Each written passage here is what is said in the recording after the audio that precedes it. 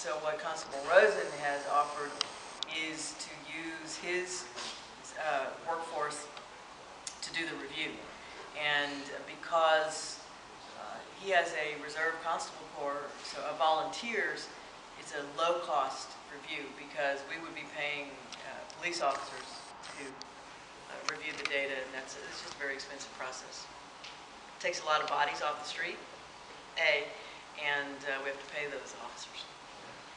Mayor, unrelated to your agenda today, there was a press conference last week held by some property owners in Uptown who generally oppose the idea of a bus line, which isn't new.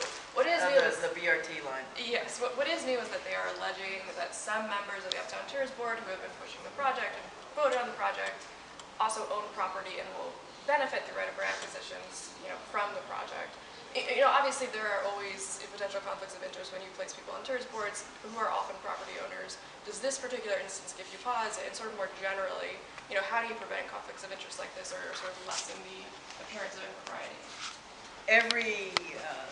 Every time we use citizen volunteers for a tax increment reinvestment zone, there's a potential for a conflict of interest because, by definition, we put people on those tax increment reinvestment zones who either live in the area or own property in the area. But we have very strict rules against self-dealing.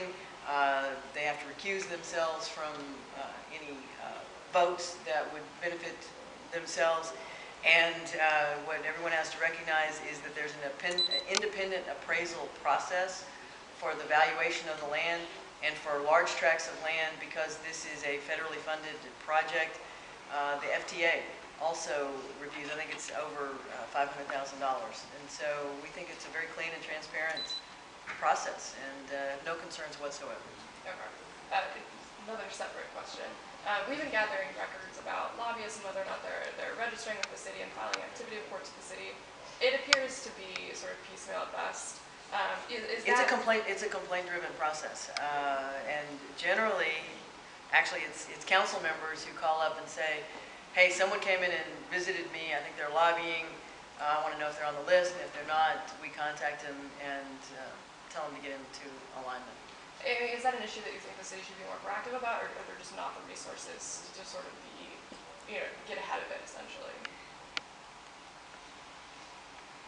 It's not an insignificant problem, but it's one that, the whole goal of having a lobbyist registration is to know who someone's working for. And if they're good lobbyists, you ought to know who they're working for. They ought to be in there talking to you and advocating. But one of the things that happens sometimes is that a lobbyist will be paid by company A, and instead of coming in and saying good things about company A, that lobbyist will go and spread false rumors about company B. And so the genesis of our ordinance was really about, I just want to know who these people are working for and make them put it in writing. But it's more of an issue of background information for council members. But if we do find it, we do ask them to comply, and there are some sanctions available through the city attorneys. So you're pleased with where the ordinance has been implemented? Well, obviously, we'd like better compliance, and I would encourage anyone who believes that someone is lobbying illegally to come forward. Now, there are some exceptions, and that is attorneys representing clients, licensed attorneys representing clients. And if you own your own business and you're advocating for yourself, that sort of thing, you don't have to register as a lobbyist. The assumption is, really, it is about knowing who someone is representing. And if I work for a company or I own the company, and I come in and saying, "Here, I'm with XYZ Corporation," you don't have to register.